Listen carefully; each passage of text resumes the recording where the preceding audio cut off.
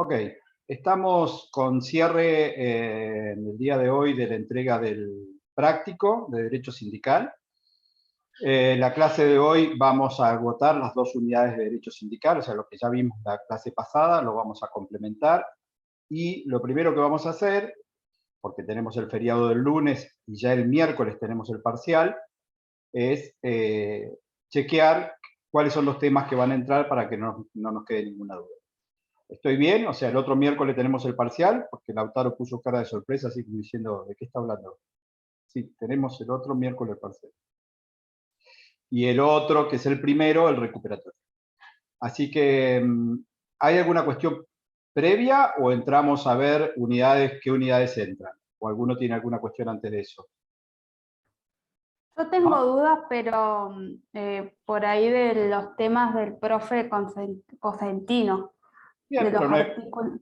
no hay problema. Ahora, déjame repasar qué temas entran para que eso quede claro y luego hacemos un poco, evacuamos dudas, porque no vamos a tener clase de repaso previa al parcial, como en alguna medida se hicimos la otra vez, salvo, y yo no tengo problema, que ustedes quieran el día martes que pongamos un horario y hagamos una clase de repaso. El parcial es el miércoles. Si hay quórum y hay ganas, yo el martes, no sé, ponemos en un horario que no se le superponga con otra materia, una clase específica de repaso y yo me prendo, hacemos un Zoom y la tomamos. Eso decíanlo ustedes. Vamos, lo voy a hacer al revés porque no se van a poner de acuerdo. Yo voy a poner una clase de consulta el martes y la pongo en un horario. Les mando por Perco el link de Zoom para que el que quiera y tenga dudas, aproveche el martes y evacúe las dudas antes del parcial. ¿Les parece? Después, Profe, si estoy solo como loco mal un rato, estaré 15, 20 minutos solo, escuchando música, viendo algún mail y listo. Sí, Pame. buenas tardes. Si pudiera hacer a la tarde la clase, a mí me interesa, pero trabajo la mañana. Si Sí, podría no, por a de la tarde, por tarde. supuesto. Sí, sí, de tarde. Genial. En vez de ponerla a las 16, la ponemos a las 18, una cosa así, cuestión de que eh, puedan a esa hora. A algunos se le va a superponer con alguna materia, posiblemente. La única forma de no Yo a se superpone. las 6, 7 o 6, es curso, por ahí a Claro. las 4 puede ser. Por eso dije que ponernos de acuerdo no va a ser fácil. Cursan todos hasta las 8. Después de las 8 no cursa ninguno. Ahora, si yo pongo una clase de consulta a las 8, ¿alguno se va a conectar o todos ya a esa hora colgaron los guantes y están por comer o por otra cosa? Porque yo la pongo a las 8, no tengo Yo sí, problema. profe. Yo Sí, por mí sí. yo no tengo drama tampoco. Bueno, ok, la ponemos a las 20, que es un horario en el cual difícilmente alguien ya esté cursando porque las cursadas normalmente son hasta esa hora. Entonces, martes a las 20, clase de consulta. ¿Sí? Ok. Íbamos a empezar a hacer el paneo del programa de cuáles son las unidades que entran. Insisto con lo que ya les he dicho en el parcial anterior. El objetivo es evaluar lo dado, por lo tanto, si algo de lo que yo esté diciendo que entra, ustedes, es una unidad no dada, por favor díganmelo porque puede haber un error. En el parcial anterior habíamos entrado completo con jornada. Yo no recuerdo si también incluimos descanso. ¿Me colaboran con eso? ¿Descanso entró en el anterior o no? No. Me parece que entramos jornada completo, pero descanso lo di después del parcial. Con lo cual, de esta unidad 6, el punto de descanso entra completo ahora. Después, de infortunios laborales entra completa. Por supuesto que la parte de suspensión de ciertos efectos por las inculpables lo vimos ya como en suspensiones en la anterior, pero todo lo que es ley de riesgo entra completo acá. La 9 entra completa, que es estabilidad, extinción de la relación laboral, que nos llevó como 4 clases darlas. Esa entra íntegra. Trabajo de mujeres no, porque ya había entrado en la primera. ¿Y qué ocurre? En los estatutos, me dice el doctor Cosentino que no alcanzó a darlos. Están los videos de los estatutos, a los cuales me dijo que los remita a que los vean, en PEDCO de los 3 estatutos profesionales que se dan. Construcción, que es Ley 22250. Trabajadores rurales, que es Ley 26727. Y trabajadores de casas particulares, ex servicio doméstico. Esos 3 estatutos profesionales están en video. La clase, por lo que me dice Sergio, no alcanzó a dar, pero van a entrar. Por lo tanto, insisto con que esos estatutos los van a tener que ver de las clases.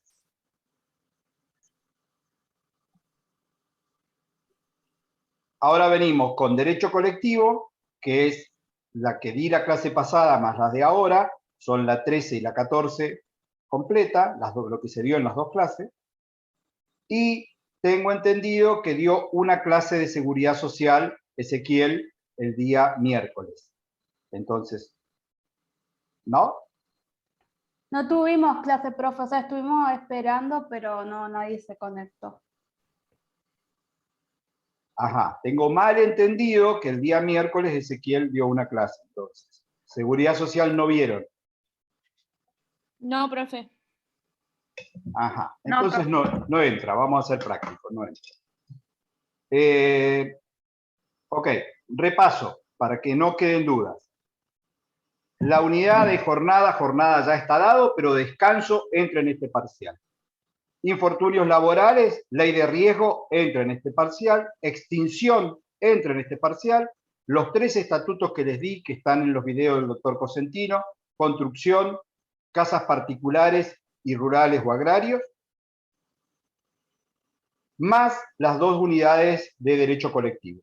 Eso es lo que entraría en el segundo parcial. Por lo que veo, ha quedado sin dar parte del material que es importante dar. Entonces, lo que vamos a hacer es, nosotros tenemos el parcial el día miércoles.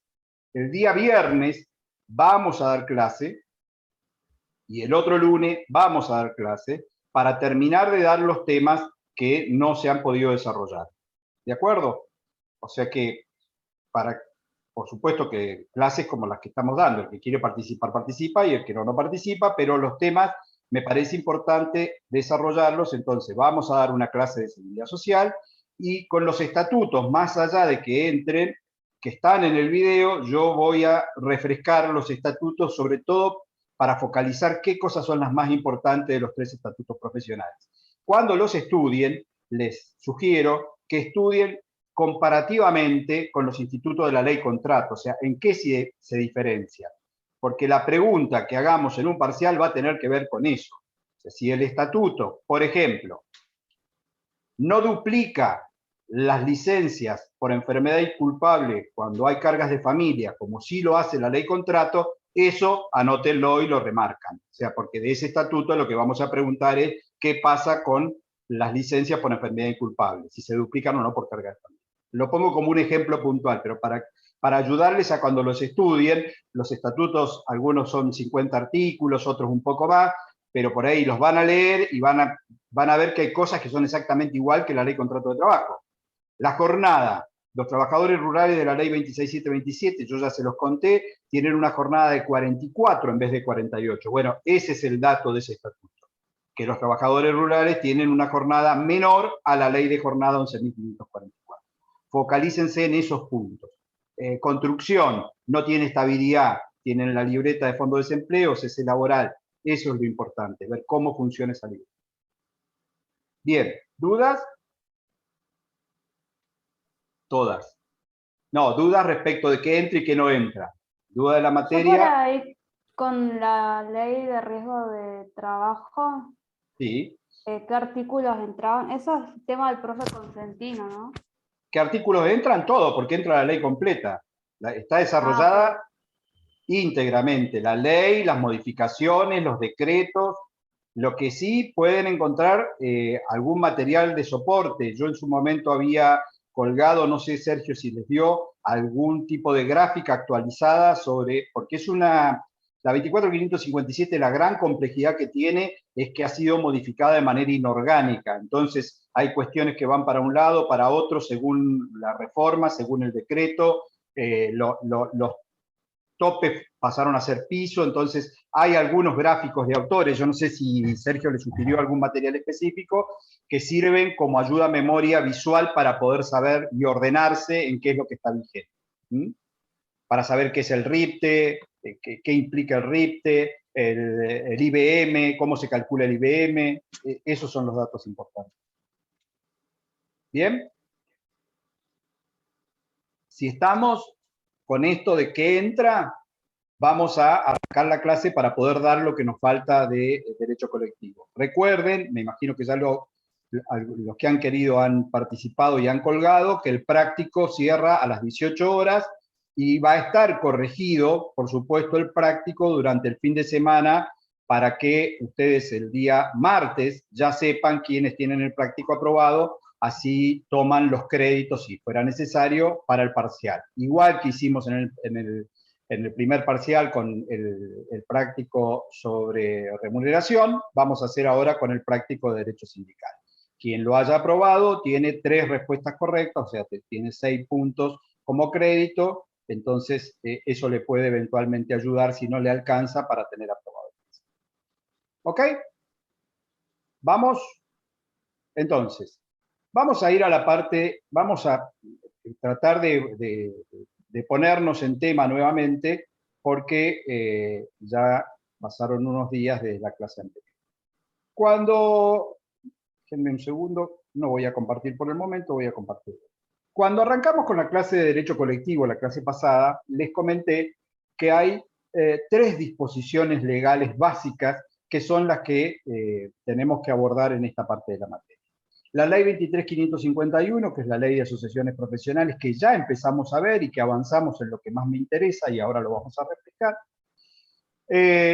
La ley 14.786, perdón, la mezclé porque iba a dar la otra antes, la 14.786, que es de conflictos colectivos, y la 14.250, que es de convenios colectivos. O sea que para estudiar este tema, mínimamente lo que tienen que hacer es mirar esas 3 leyes con sus textos vigentes, por supuesto, porque la 14.250 tiene un texto ordenado de hace unos 7 años atrás, 8 años atrás, para que sepamos de qué estamos hablando. Dijimos en la clase pasada cuál es el modelo sindical argentino, o sea, qué modelo ha tomado nuestro país para la organización de los sindicatos, y así fue que hablamos de los sindicatos bases uniones, las federaciones y las confederaciones, cómo era que se constituían, cómo podían ser estas agrupaciones, ya sea por actividad, por oficio o por empresa. ¿Se acuerdan? Y fuimos viendo los artículos de 23.550. Nos detuvimos un poco, no demasiado, pero obviamente era el tema en el cual ustedes iban a trabajar en el práctico, en observar esta distinción que hace la 23.551 respecto de las asociaciones civiles simplemente inscriptas, es decir, los sindicatos simplemente inscriptos, versus aquellos que logran tener la personería gremial. El trabajo que ustedes ya han presentado, quienes lo hicieron, justamente versa sobre qué ha dicho la Corte respecto de ese modelo sindical argentino, que si bien permite la libertad sindical, y así lo consagra en el artículo 1, para la Corte la libertad sindical se ve afectada en alguna medida cuando aquellas asociaciones que tienen la personería gremial gozan de algún cierto privilegio, voy a usar la palabra intencionalmente, es decir, tienen un ejercicio de derecho más pleno que la simplemente inscripta. Y así, por ejemplo, pueden participar solo en las convenciones colectivas las asociaciones sindicales con personería gremial. Simplemente inscriptas no lo pueden hacer, salvo el caso excepcional que podrían participar si no hubiera una asociación con personería gremial. Sobre eso, como ustedes lo han trabajado para hacer el práctico, yo no voy a volver sobre AT1, AT2, ROSI, no voy a volver a analizar cada uno de los fallos porque vamos a estar dando vueltas sobre lo que ustedes ya, para eso fue el práctico, para que los vieran en detalle que ha dicho la Corte. En esencia, lo que la Corte, tomando no solo el 14 bis, sino básicamente las disposiciones de OIT, convenio 95, 97, etcétera, ha hecho, ha declarado la inconstitucionalidad de algunos de los artículos de la 23.551 cuando ha entendido que esta diferenciación entre las que tienen personería gremial y no afecta justamente el principio de la libertad sindical. Ahora bien, En la clase pasada yo dediqué unos 20, 30 minutos a lo que se llama la tutela sindical. Recuerden, porque ese es un tema central, porque es un tema de mucho ejercicio práctico. Ustedes van a manejar la ley 23.551 para formar o constituir un sindicato en la medida que sean abogados de sindicatos. Si no, difícilmente van a intervenir para ver cuántos son los mínimos para poder inscribirlo, qué requisitos hay que tener, lo de la mayoría de edad, etcétera, etcétera, que aparte eso está en la propia ley y no es complejo. Pero sí, cuando ejerzan la profesión se van a encontrar seguramente, ya sea que sean abogados de trabajadores o sean abogados de empresa, con la cuestión de la tutela sindical. Recuerden que esta es una protección que da la ley, que ya viene de la ley anterior argentina, que no es una creación, antes se lo llamaba mal denominados fueros sindicales. Recuerden que esta protección es justamente para que pueda haber un ejercicio libre de la representación sindical, ya sea en los cargos de órganos de gobierno del sindicato, como en un rol muy importante que es el de los delegados. También explicamos y dimos todo un detalle, que ahora lo voy a dar muy rápidamente, cuándo es que tiene tutela un delegado. Recuerden que la tutela es desde que es candidato y notifica su carácter de candidato, comienza la tutela. Si no le oficializan la lista, cesa la tutela. Si le oficializan, mantiene la tutela hasta las elecciones. Y en las elecciones, si saca más de un 5%, pero aún así pierde, mantiene la tutela por 6 meses más. Si saca menos de un 5%, es decir, pierde con menos de un 5%, cesa su tutela. El delegado electo mantiene la tutela durante todo el mandato, más un año posterior.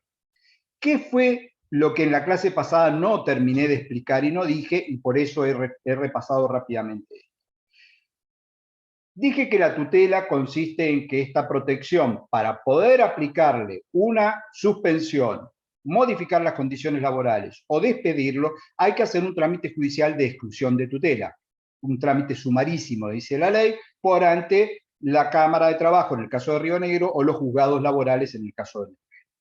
¿En qué consiste ese trámite? Es un juicio con un juicio de conocimiento pleno, donde hay bilateralidad, se le da traslado al trabajador para que se defienda, y yo que soy empleador y pido la exclusión de tutela, le estoy pidiendo al juez laboral que excluya en el caso concreto la tutela para poder hacer eso que la ley no me permite si no hago el requisito de exclusión. Es decir, para poder suspenderlo, para poder variar las condiciones o para poder despedirlo. Una vez que obtengo la sentencia, recién allí puedo ejecutar. Ahora, ¿qué pasa si el empleador no tramita la exclusión de tutela y lo mismo, por ejemplo, despide? En este caso, ya lo había explicado, recuerden que el trabajador tutelado, el delegado en ejercicio del cargo, tiene lo que se llama acción de reinstalación. Es decir, si lo despidieron sin haber hecho el trámite de exclusión de tutela, va ante la justicia al trabajador y pide una acción de reinstalación, es decir, que se lo vuelva a poner en su puesto laboral. ¿Y esto por qué? Justamente para que pueda ejercer la representación, porque lo que se tutela es el rol que cumple y no la persona como tal. Es el rol que ya sabemos que tiene el delegado como nexo, tanto para con el sindicato, como para con la empresa, como para la autoridad de aplicación, en su caso la subsecretaría de Trabajo. Ahora, la ley no dice que necesariamente deba hacer la acción de reinstalación. La ley le da dos opciones al trabajador delegado tutelado: la acción de reinstalación o considerar que el despido, que ha sido mal comunicado por no haber hecho el trámite de exclusión de tutela, pasa a ser un despido incausado y por lo tanto puede consentir el despido ese incausado y tiene el agravante de la indemnización agravada por ser un tutelado. ¿En qué consiste la indemnización agravada? La clase pasada, al pasar, lo dije, pero ahora quiero focalizar. ¿En qué consiste la indemnización agravada de un trabajador que tenga tutela? En lo que le queda de tutela. A ver si lo digo más claro. Si soy un delegado que tengo un mandato de 2 años y me despiden a los 6 meses, me están quedando todavía 18 meses de mandato más 12 meses de protección. Bueno, la indemnización agravada es eso: 18 meses de sueldo más 12 meses de sueldo, más el 245, más la sustitutiva de preaviso, más todo lo demás. O sea que la indemnización agravada para cuando yo extingo a un trabajador tutelado sin haber hecho el trámite de exclusión de tutela, y él consiente el despido, no pide la reinstalación, sino que lo consiente, es pagar todos los salarios que restan durante el periodo de la tutela que le queda. ¿Mm? Entonces, lo voy a poner en otro ejemplo un poco más fino. Si yo soy un candidato, pierdo las elecciones con un 10% de los votos y al día siguiente me despiden, ¿qué puedo reclamar?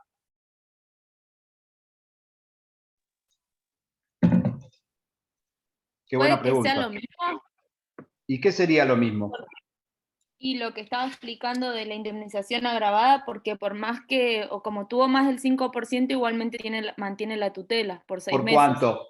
Entonces, ¿qué Por 6 indemnización meses. puede pedir? ¿Y los 6 meses? Los ¿Más 6 los meses. 12? No, más los ¿O solo 12. los 6? Bueno, ahí viene el tema, ahí viene el tema.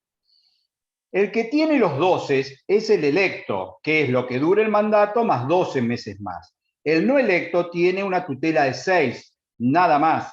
El tema es que si se lo despide antes de cumplir, es lo que le resta de la tutela. En este caso, yo dije el día siguiente, le quedaban 6 meses de tutela, esos son los 6 meses de indemnización agravada que tiene derecho a cobrar. Puse un ejemplo muy finito, es profeso, para ver si lo forzaba a que razone. Voy a volver al ejemplo más simple. Soy un delegado, estoy en ejercicio del mandato y tengo un mandato de 2 años, el cual yo ya llevo cumplido 22 meses. 22 meses. De 24 llevo 22. ¿Cuál va a ser mi indemnización agravada por no respetar la exclusión de tutela?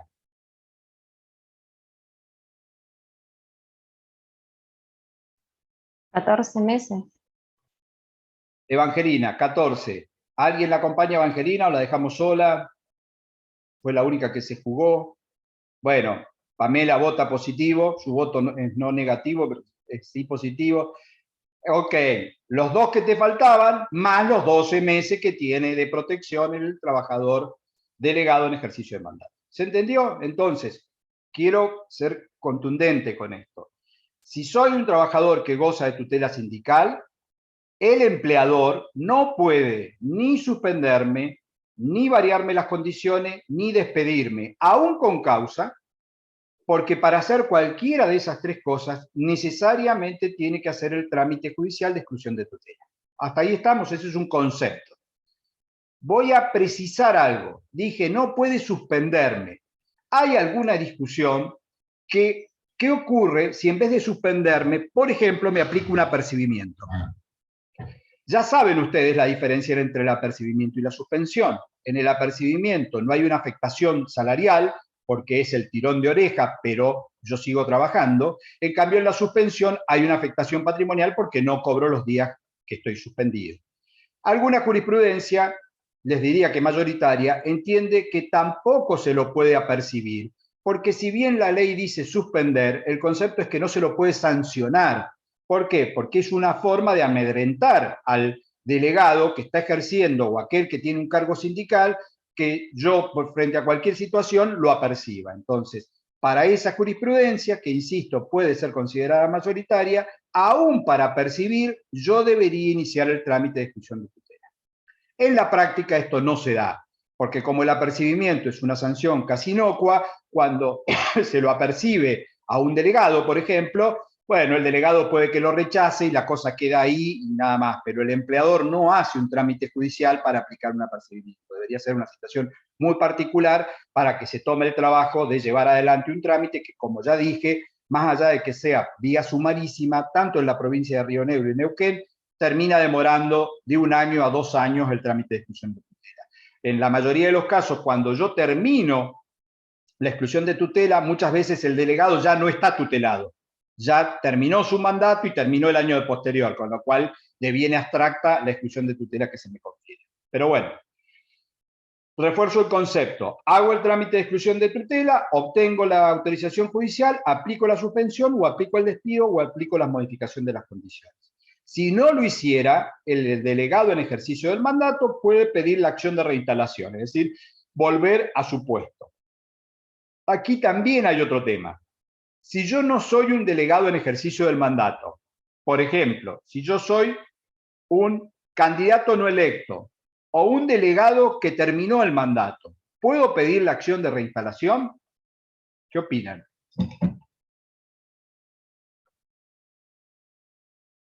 Fue una pregunta, pueden contestarme cualquier cosa, o sea, una opinión, hagan de cuenta que estamos tomando un café y yo digo, che, ¿qué hacemos con este tipo? ¿Tiene acción de reinstalación? No fue electo, o ya se le terminó el mandato, pero está en el año posterior. Creo que había dicho algo, profe, de que desde que termina el mandato tiene un año más de protección. Sí, O sea que si está en el año, dentro, está en el año de protección, pero la pregunta es, ¿puede pedir la acción de reinstalación? yo creo Y que sí sí, porque sigue con tutela. bien. Para muchos, interpretando el decreto reglamentario, no voy a ir al articulito para no marearlos, para muchos no, porque la tutela para los fines de la reinstalación es para que pueda seguir representando y ejerciendo el mandato que para eso debe estarlo detentando en el momento. Entonces, hay una doctrina mayoritaria y una jurisprudencia mayoritaria que dice que la acción de reinstalación solo la tiene el delegado cuando se encuentre ejerciendo el mandato.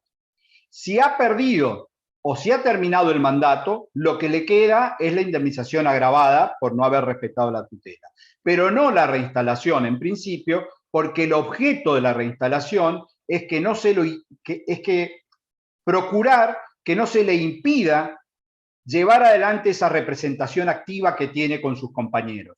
Entonces, si no está ejerciendo el mandato porque ya finalizó y hay otro delegado, no se le estaría impidiendo nada ejercer la representación. Ese es el criterio por el cual alguna doctrina, te diría mayoritaria y jurisprudencia, entiende que no.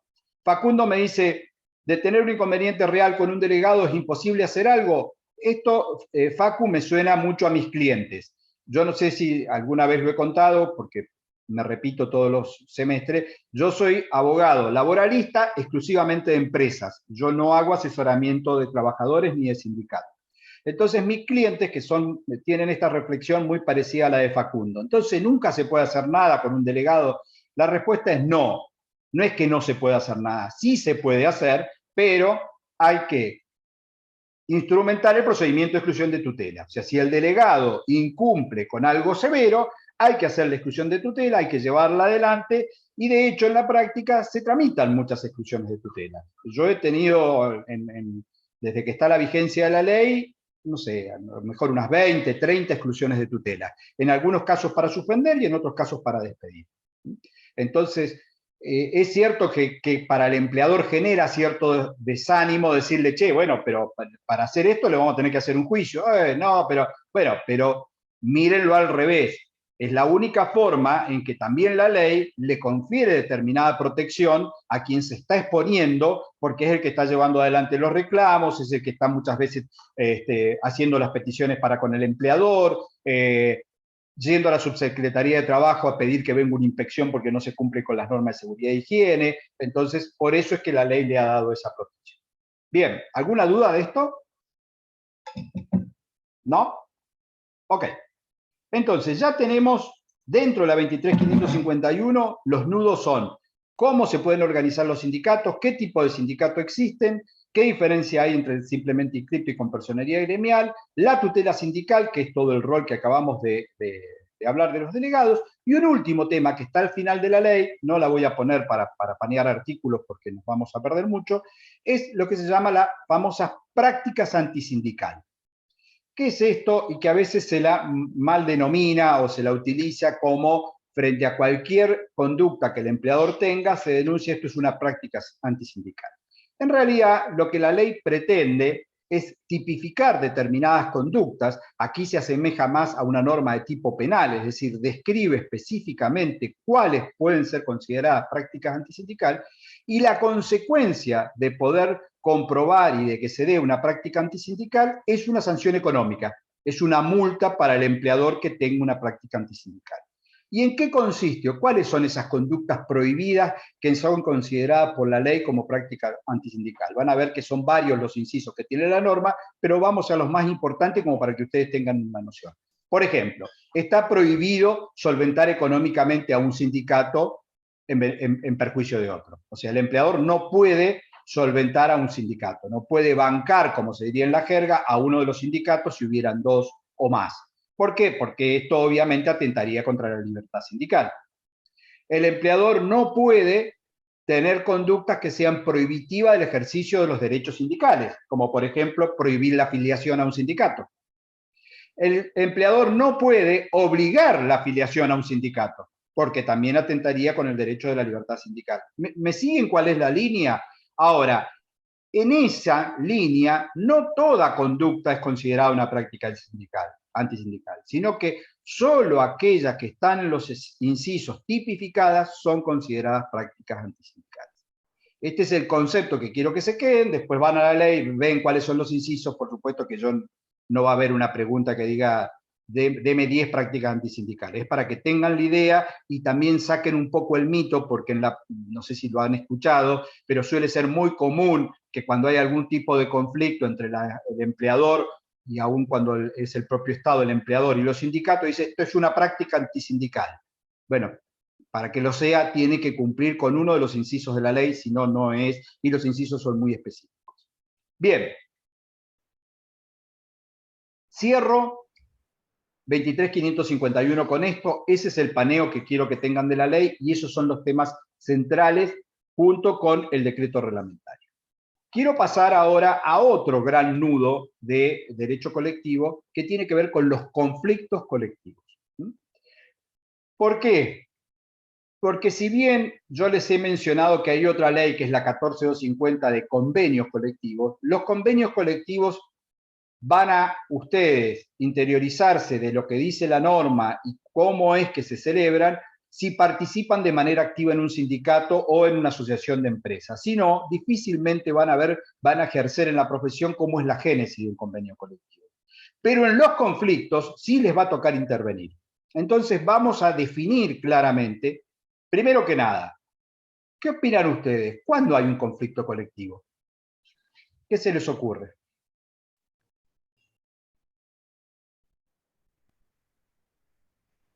Cuando hay una diferencia de intereses entre el trabajador o varios trabajadores y el empleador.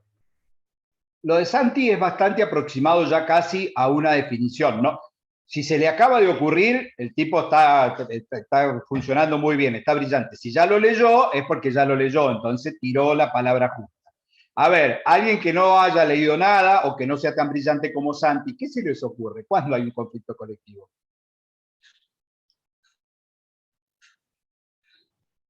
Ahora nadie quiere hablar porque no quiere sentirse menos brillante que Santi. Yo me imaginaba que eso iba a ocurrir. ¿Viste? María Eugenia dice no. No, porque él usó una palabra como conflicto de intereses. Entonces, no fue al azar. Normalmente uno entiende que hay un conflicto colectivo cuando hay un problema entre muchos trabajadores y su empleador. O sea, habla por una cuestión de número. Habla del conflicto individual, es cuando Santi tiene el problema con la empresa que trabaja, y es colectivo cuando todos los empleados de esa empresa tienen un problema con la empresa. Normalmente esto es lo que entendemos en primera aproximación a un conflicto colectivo, lo asociamos a la palabra colectivo, a conjunto de trabajadores que tienen un problema con la empresa. Pero Santi fue muy específico, no habló de cualquier tipo de conflicto, habló de un conflicto de intereses. ¿Y qué diferencia hay entre un conflicto de intereses y un conflicto de derecho? Santi, ¿lo sabés? Y que los intereses son más amplios. A ver, poneme un ejemplo de conflicto de intereses versus un conflicto de derecho. Y porque el derecho es el interés legalmente protegido, en cambio el interés es como género especie, sería. El derecho como el interés que protege el derecho.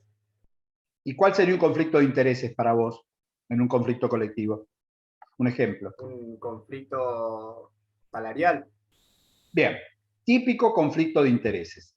Vamos o sea, Santi lo que tiró es correctísimo, lo vamos a abrir entre todos y vamos a ver si lo entendemos.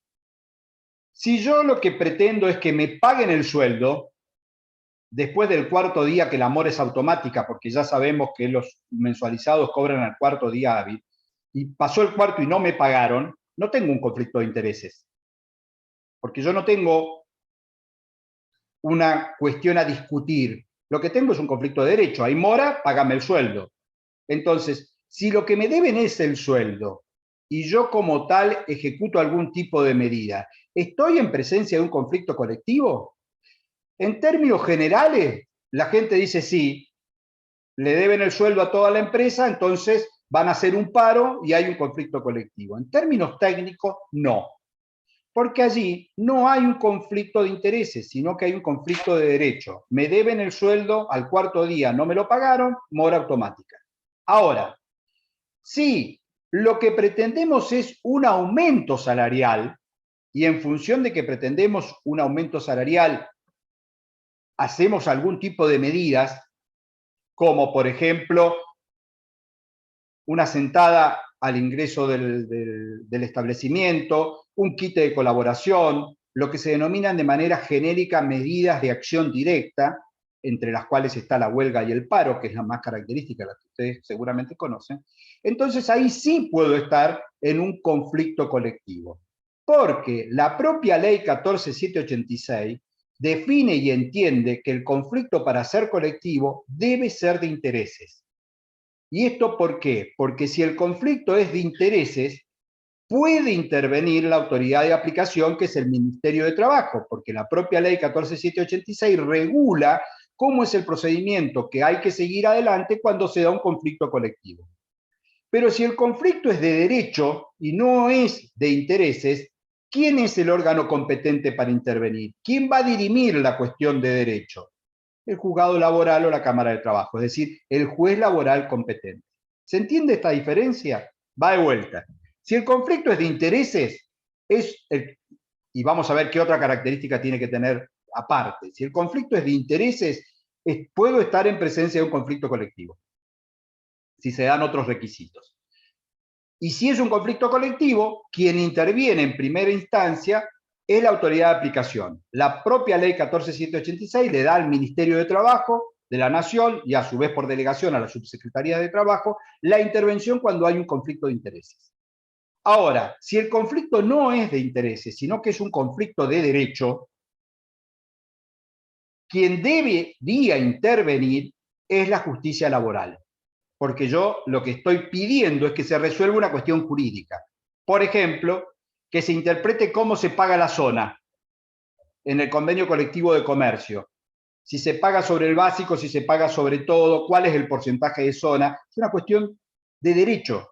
Interpretar el convenio colectivo es una cuestión de derecho. Pero si yo lo que quiero, y espero no perderlos con esto, cuando yo dije zona, ¿saben de lo que estoy hablando o no? María Eugenia, que estás con cara así de preocupación. Zona, ¿qué es zona? Es un adicional que muchos convenios colectivos de las zonas patagónicas tienen. Esto es, por vivir en la zona patagónica tengo un adicional porcentual, del 5%, del 10%, eso es la zona. Bueno, sigo con ese ejemplo para que quede claro. Si yo soy empleado de comercio y digo que me están liquidando mal la zona, lo que tengo es un conflicto de derecho, porque quien debe interpretar sobre qué y cómo se liquida la zona es el juez laboral. Entonces, en principio, no hay un conflicto colectivo.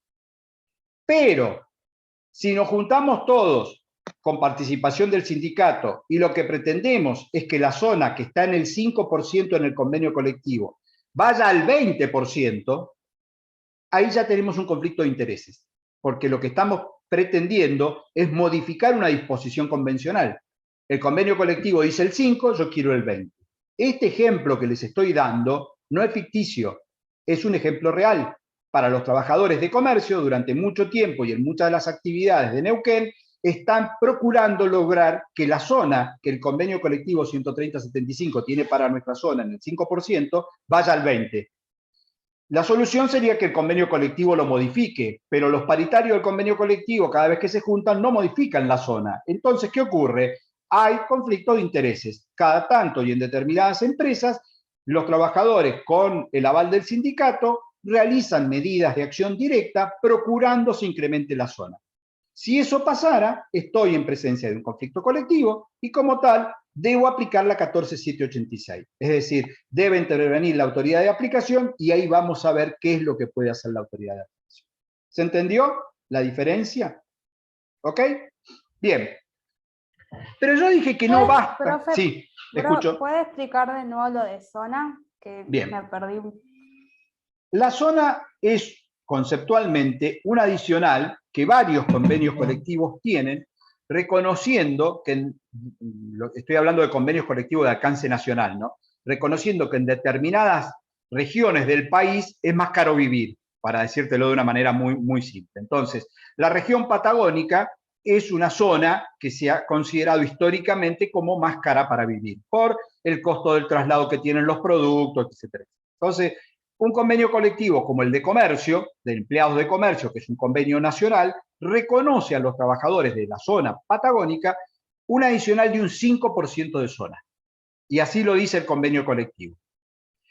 Si yo lo que voy a discutir es que me están aplicando mal el porcentaje, porque lo están tomando solo sobre el básico y no me lo están aplicando sobre las horas extra, sobre algunas otras cuestiones, tengo una cuestión de derecho, una cuestión jurídica, cómo debe liquidarse la zona.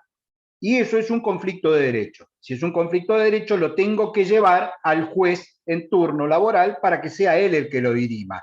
Así seamos todos los trabajadores de la empresa. No importa a quiénes involucre, si a uno o a todos, porque el conflicto sigue siendo de derecho. Esto estoy hablando en términos estrictamente técnicos. Después voy a explicar lo que ocurre en la práctica, pero en términos técnicos, eso es un conflicto de derecho, tiene que ir a la justicia. Ahora, si todos los trabajadores decimos, che, lo que la zona del 5 no alcanza, lo que pretendemos es que la zona vaya al 20, que esto es real, es así, es lo que se da en varias empresas, y generamos unas ciertas medidas de acción directa para lograr ese objetivo, ahí estamos en presencia de un conflicto de intereses. ¿Por qué de intereses? Porque como dijo Santi, cuestión de género-especie, acá lo que tenemos es un interés puntual de lograr una mejora sobre algo ya adquirido. ¿Cuál es? La zona existe, sí, pero en el 5%. Yo la quiero llevar al 20%. Sería lo mismo que pretender un aumento salarial. La escala del convenio colectivo dice que yo te voy a ganar 50, yo quiero ganar 80. Bueno, eso es un conflicto de intereses. Los conflictos de intereses son materia de resolución en primera instancia en sede administrativa. ¿Qué es esto? Ante la autoridad administrativa laboral, que es el Ministerio de Trabajo de la Nación o las subsecretarías de Trabajo de la provincia. Por lo tanto, si hubiera un conflicto de intereses, se aplica la ley 14786, que es la ley que regula el procedimiento para cuando hay conflictos colectivos, y ahora después vamos a explicar cómo se tramita eso. ¿Se entendió, María Eugenia? Bien. Entonces, yo al pasar dije que si teníamos un conflicto de intereses, en principio estaríamos en presencia de un conflicto colectivo, pero le falta algún elemento más. ¿Por qué? Porque para que el conflicto tenga el carácter de colectivo, ya dije, no basta que seamos todos, porque podemos ser todos y ser un conflicto de derecho. Pero tampoco alcanzaría con que uno solo pretendiese que se le modifique la zona del 5 al 20. O sea, tiene que haber una petición vinculada con un interés y que tenga un carácter abarcativo, o sea, que sea común, no necesariamente a todos los trabajadores, pero sí o a un sector determinado o a un grupo dentro de la empresa. Hay un concepto intermedio entre el conflicto colectivo y el conflicto individual, que es lo que se denomina conflicto pluriindividual. ¿Va de vuelta? El conflicto individual creo que no es necesario explicarlo. Es cuando yo, trabajador solo, tengo un interés y quiero reclamar, ya sea una cuestión de derecho o una cuestión de interés. Puedo reclamar cualquiera de las dos cosas, ese es un conflicto individual. No se tramita bajo la norma de la 14786 porque soy yo solo el que está reclamando. Ahora bien, dijimos que el conflicto es colectivo, si es de interés y agrupa a los trabajadores del sector. ¿Alguien sabe o escuchó hablar de cuándo hay un conflicto plurindividual? Santi, que está afilado, lo vamos a esperar todos, lo vamos a mirar así como muy fijamente para que él nos conteste. ¿Cuándo hay un conflicto plurindividual? Puede ser cuando muchos trabajadores tienen un conflicto determinado con el trabajador, pero no necesariamente todos tienen que tener el mismo problema. Va por ahí más o menos. Al ser pluri sabemos que es más de uno, esto es obvio. O sea, el conflicto como tal involucra a más de un trabajador. Ahora, ¿Es un conflicto de intereses o es un conflicto de derechos? En principio, el plurindividual es un conflicto de derechos. Involucra a más de un trabajador, pero es un conflicto de derechos. Y como tales, no se resuelve ante la autoridad de aplicación, sino que tiene que ir por vía judicial. Esta, insisto, explicación que estoy dando es estrictamente técnica, porque ustedes cuando empiecen a ejercer la profesión se van a encontrar con una realidad muy diferente a la que les estoy diciendo, que al menos fue lo que me pasó a mí cuando empecé a ejercer la profesión. ¿Por qué? Porque la autoridad de aplicación, siempre que haya más de un trabajador, lo convierte en un conflicto colectivo, sin importar si es de intereses o de derechos. No existen los conflictos plurindividuales, más de uno es colectivo, y no existen los conflictos de derechos. La autoridad de aplicación lo mismo le da trámite de 14.786, por ejemplo, si no nos pagaron los sueldos. El ejemplo que di del sueldo es un ejemplo típico. No me pagan el sueldo, hacemos huelga, tenemos un conflicto colectivo. No, técnicamente no me pagaron el sueldo, tendríamos que reclamar por vía sumarísima ante la justicia para que me paguen el sueldo. Eso es lo que correspondería. Ahora, la autoridad de aplicación toma lo mismo el reclamo, lo rotula como conflicto colectivo, le da trámite de la 14.786 y ahí empezamos a ver cómo se tramita un conflicto en la 14.786. Habrán escuchado hablar más de una vez de se decretó la conciliación obligatoria. ¿Sí? ¿Escucharon hablar de la conciliación obligatoria? ¿Saben de dónde surge el concepto de conciliación obligatoria? De la ley 14.786. ¿Y saben en qué consiste la conciliación obligatoria? ¿Cuáles son los efectos de una conciliación obligatoria? Pame dice que sí. Contanos, Pame, ¿en qué consiste o cuáles son los efectos? Creo que la idea de la obligatoriedad tiene que ver con evitar el ir a un juicio o a una instancia más, bueno, yo lo conozco por ese lado, de ir a un juicio, entonces tratar de que se cree un acuerdo entre las partes, y bueno, si no, hay que agotar igual esa vía, y si no, bueno, se continúa con un proceso. Pero es como la idea es poder tratar de arreglarlo antes con conciliadores. Es lo que sé, no sé si... Más o menos. A ver, ¿alguien más se le ocurre o sabe cuáles son los efectos y el porqué de la conciliación obligatoria en el marco de un conflicto colectivo? Profe, ¿no puede ser que son como obligatorios los acuerdos que se hagan ahí en esa mediación, capaz, para las partes? Bueno, fíjense cómo ustedes, sin pensarlo, están tirando términos que no son iguales. ¿Sí? Porque yo hablé de conciliación obligatoria, Pame lo tomó por el tema de, che, esto es previo para evitar el juicio, y Florencia lo tomó con el concepto de mediación, usó la palabra mediación. Todo eso es distinto. Entonces, vamos a tratar de ordenarlo. Primero, recuerden que estamos en presencia de un conflicto colectivo. Es decir, no es una cuestión de un reclamo de un trabajador. Estamos hablando de un conflicto de intereses. Todos los trabajadores de Isla, Corralón, Carlos Isla, vamos a ir con el ejemplo que hablamos el otro día de conflicto colectivo, queremos que se incremente la zona, que está en el 5 y queremos que nos paguen el 20. Entonces, ¿hay un conflicto colectivo? Sí, porque hay un conflicto de intereses e involucras a todos los trabajadores de ese establecimiento. Ahora bien, ¿por qué aparece la conciliación obligatoria? ¿Cuándo se decreta la conciliación obligatoria? Les está faltando un elemento en los hechos. A ver si alguno se anima. ¿Por qué aparecería la de conciliación? Sí, Lauta. Yo, bueno, hablando de eso, hace poquito justo salió un caso con el tema de Garbarino, no sé si escuchó, Sí, que hubo, Garbarino mandó 1.800 cartas de despido, o sea, perdón, cartas no, telegrama de despido, en el cual se dictó la conciliación obligatoria para dejar sin efecto las cartas de despido y llevarlos a reunión para ver cómo poderlo solucionar entre un plazo de, me parece que era de 15 días, en realidad es como para más o menos apaciguar un poco las aguas.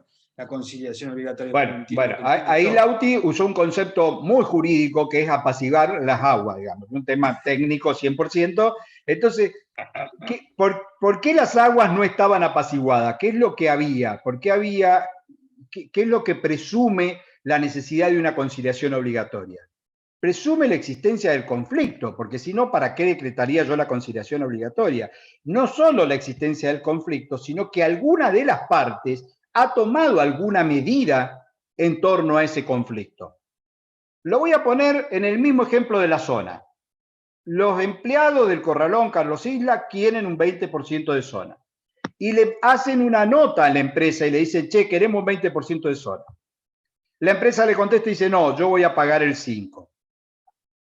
Los empleados dicen, che, dale, pagame el 20%. No, yo voy a pagar el 5%. Bueno, ¿qué tenemos acá? Una petición y un rechazo.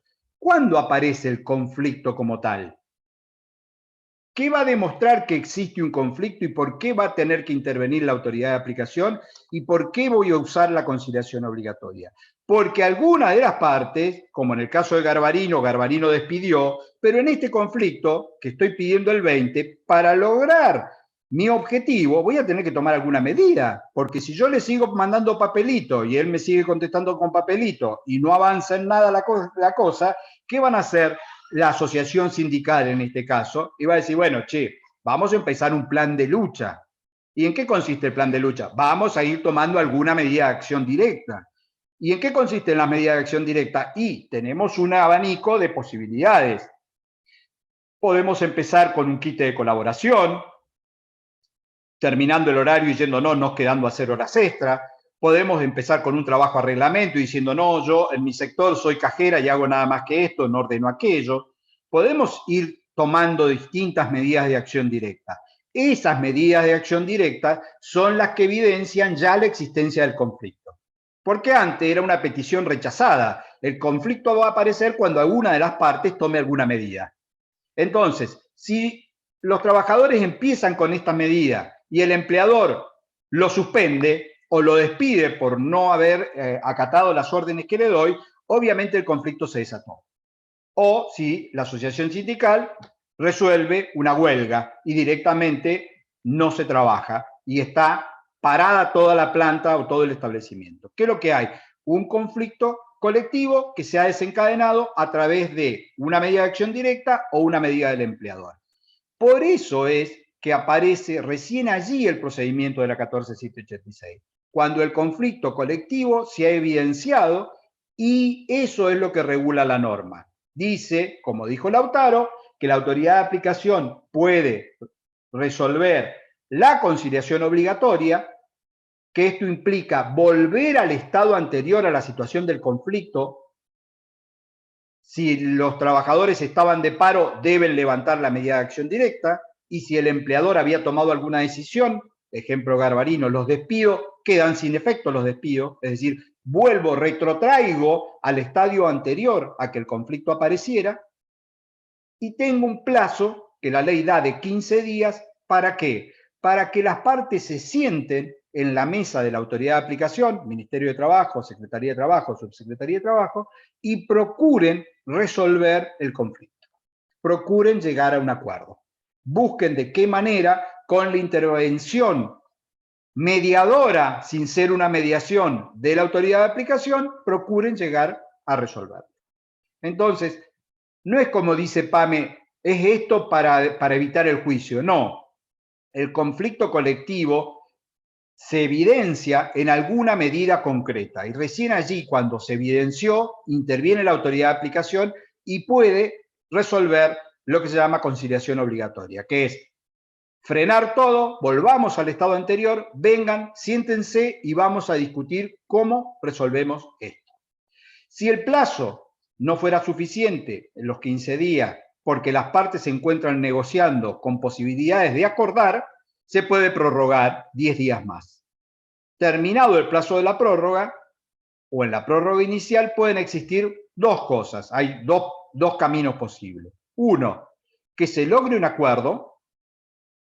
En tal caso, el acuerdo que se logre se homologa. La autoridad de aplicación homologa el acuerdo que las partes... ¿Me están escuchando? Perdón.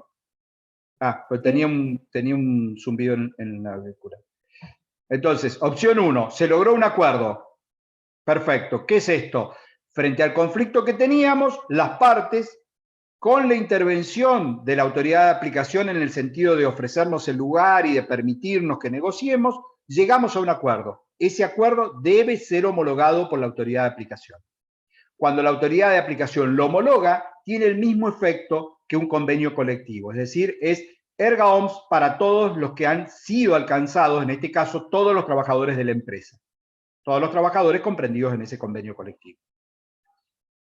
Voy a seguir con la zona. Supongamos que estábamos con el reclamo del 20, hicimos el paro, el empleador va, pide la intervención de la autoridad de aplicación, la autoridad de aplicación decreta la conciliación obligatoria, nos sentamos y en ese acuerdo negociamos que no, el empleador dice no, yo el 20 no, voy a dar un 5% más, es decir, lo voy a llevar al 10 y como muestra de buena voluntad, pero exigiendo paz social por lo menos por 2 años, que por zona no vuelvan a hacer ningún planteo. La condición de dar un 5 es que la zona no se discuta más por 2 años. ¿Es eso válido? Sí, es válido. De hecho, esos son muchos de los acuerdos que se han celebrado en Neuquén, ir llevando la zona de manera escalonada. Entonces, ese acuerdo que las partes han celebrado, la autoridad de aplicación lo homologa. Verifica, hace lo que se llama control de oportunidad y legalidad, que no viola ninguna disposición legal, y dicta la homologación. El acuerdo tiene efecto para todos los trabajadores de la empresa, estén o no estén afiliados, todos los pertenecientes a ese sindicato. Ese conflicto colectivo se resolvió con un acuerdo homologado. Esa es la opción 1. La opción 2 es que no lleguemos a ningún acuerdo. Se venció el plazo de la conciliación obligatoria y no llegamos a ningún acuerdo. ¿Qué ocurre ahí? Se da por finalizada la conciliación obligatoria y las partes quedan en libertad de acción. ¿Esto qué es? La asociación sindical puede seguir con las medidas de fuerza y el empleador podrá eventualmente seguir con los despidos o con las sanciones o con las medidas que crea pertinente en función de las facultades de organización y dirección que tiene. ¿Se entiende esto? Entonces, frente a un conflicto colectivo, va a intervenir la autoridad de aplicación, puede decretar la conciliación obligatoria, esto es retrotraer al estado anterior, las partes negocian, si llegan a un acuerdo se homologa, si se homologa, perfecto, y si no llegan a un acuerdo, se agota el plazo, se da por finalizada la conciliación y las partes quedan en libertad de acción. Ahora, existe en la misma ley 14.786 una opción alternativa posterior, que es someter la cuestión a un arbitraje. Pero quiero ser muy cuidadoso con esto. Someterse o no al arbitraje es voluntario. Es decir, las partes pueden resolver si van a someterse o no a arbitraje. Pero lo que resuelve el árbitro, si es que hemos decidido someternos, es obligatorio. ¿Va de vuelta? La ley 14.786 contempla lo que se denomina arbitraje voluntario. Es decir, que tienen que estar de acuerdo la asociación sindical y el empleador en que van a someter la cuestión a un árbitro. Y regula el procedimiento de cómo se elige el árbitro, etc. Pero es voluntario. Si una de las partes dice, no, yo no lo quiero someter a arbitraje, listo, no hay arbitraje. ¿Por qué? Porque esta ley 14.786 no contempla el arbitraje obligatorio. Entonces, ojo, no confundan con conciliación obligatoria con arbitraje obligatorio. La ley no tiene arbitraje obligatorio, tiene arbitraje voluntario. Pero, si ambas partes se someten al arbitraje, están de acuerdo, lo que resuelva el árbitro sí es obligatorio. Si no, no tendría sentido. O sea, ¿para qué nos vamos a someter a un árbitro si después no lo vamos a querer cumplir? Y es revisable vía judicial. O sea, la resolución del árbitro al cual nos hemos sometido voluntariamente nos implica su resolución de manera obligatoria, pero podemos pedir la revisión judicial. ¿Se entendió? Sí, no, más o menos. Bien. La alcancé a ver a María Eugenia, que hizo así con la cabeza, doy como que es la representante del grupo, ha pasado a ser la delegada de esta cursada, y eso implica que todos están de acuerdo. Gonza, te estás durmiendo, despertate. Bien, vamos a poner 14.786, sí, se te está cayendo la cara, te estoy viendo. 14786, como verán, es una ley viejita del año 58, es una ley bastante corta, la voy a panear muy rápido para que esto que acabo de explicar lo puedan ver graficado en la norma, ¿sí? Como hacemos normalmente, para que ya lo fijemos al concepto. Fíjense cómo define el artículo primero.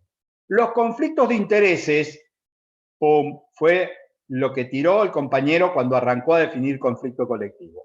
Los conflictos de intereses, cuyo conocimiento sea de la competencia del Ministerio de Trabajo y Seguridad Social, se sustanciarán conforme a las disposiciones de la presente ley. O sea que el propio artículo primero excluye, como no podría ser de otra manera, a los conflictos de derecho. ¿Por qué? Porque la autoridad de aplicación no puede resolver nunca un conflicto de derecho.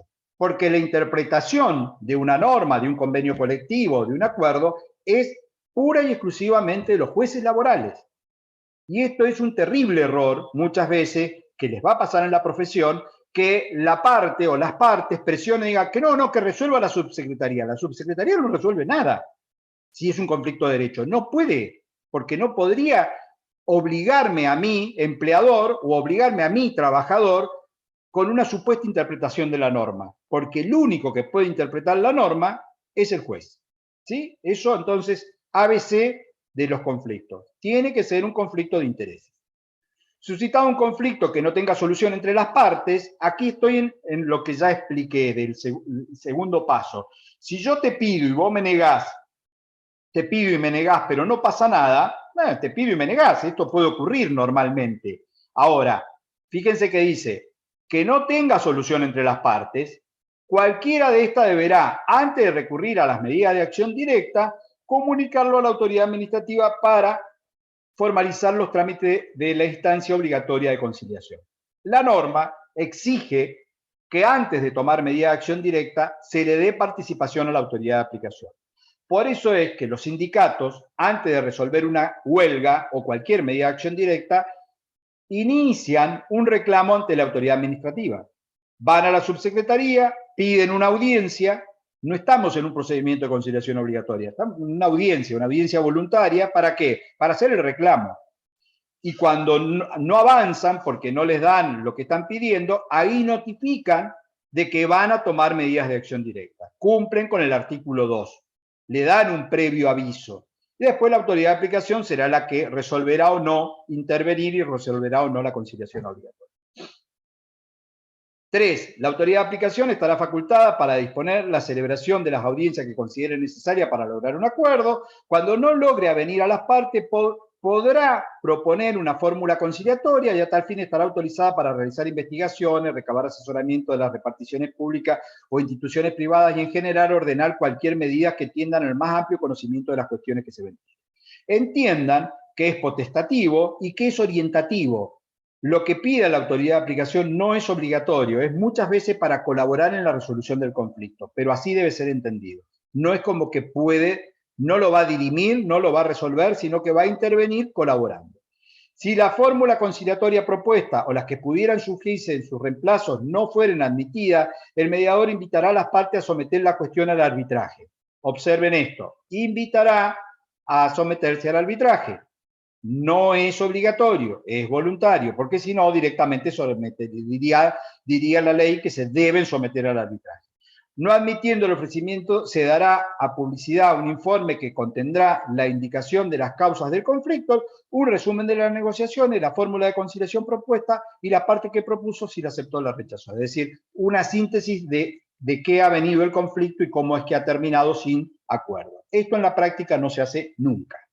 No hay un resumen de la autoridad de aplicación, sino que hay actas donde las partes se ponen o no se ponen de acuerdo. Manifiestan si están de acuerdo o no. Aceptado el ofrecimiento, suscribirá un compromiso que indicará el nombre del árbitro. El 5 ya regula, estamos en presencia del arbitraje. ¿Por qué? Porque es el arbitraje al que nos podemos someter si queremos, y a partir de que nos sometemos tenemos que cumplir con lo que dice el 5. La sentencia arbitral será dictada en el término de 10 días hábiles prorrogables, si se dispusieran medidas para mejor proveer, y tendrá un plazo mínimo de vigencia de 6 meses. Contra ella no se admitirá otro recurso que el de nulidad, que deberá interponerse conforme lo prescrito en el 126 del decreto sobre la norma. O sea, una vez que el árbitro se expidió, tenemos revisión judicial, que es lo importante. Mismos efectos tendrá el laudo, como verán, sigue regulando, pero siempre hablando de que nos hemos sometido voluntariamente. Quiero 2 artículos marcarle nada más. 8. Antes de que se someta un diferendo a la instancia de conciliación y mientras no se cumplen los términos que fije el artículo 11, las partes no podrán adoptar medidas de acción directa. Esto es, usted tiene que avisar a la autoridad de aplicación y no puede hacer medidas de acción directa. En la práctica es aviso 24 horas antes y hago medida de acción directa en la medida que agoté las posibilidades y no llegué a un acuerdo. Se considera medidas de acción directa todas aquellas que importen innovar respecto de la situación anterior al conflicto. La autoridad de aplicación podrá intimar previa audiencia a las partes que disponga el cese inmediato de las medidas. Y quiero ir al 11. Desde que la autoridad competente tome conocimiento del diferendo hasta que ponga fin a la gestión conciliatoria, no podrá mediar un plazo mayor de 15 días. El artículo 11 es el que fija el plazo del trámite del conflicto colectivo, que es el que ya habíamos mencionado de 15 días. Este término podrá prorrogarse por 5 días más cuando en atención a la actitud de las partes el conciliador prueba la posibilidad de lograr un acuerdo. En Río Negro y Neuquén las prórrogas son de 10 días más allá de que la ley dice 5. Vencido el plazo referido sin que hubiera sido aceptada una fórmula de conciliación ni suscrito un compromiso habitual, podrán las partes recurrir a las medidas de acción directa que estimen conveniente.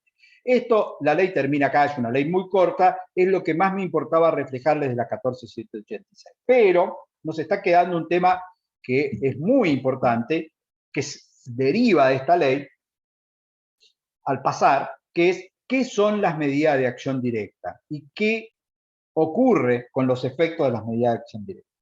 Recién mencioné que hay un abanico de medidas de acción directa. La más conocida de todas es la huelga o el paro. Dijimos en la clase anterior que estas medidas, como los sindicatos como tales, a lo largo de la historia han sufrido cambios evolutivos muy importantes.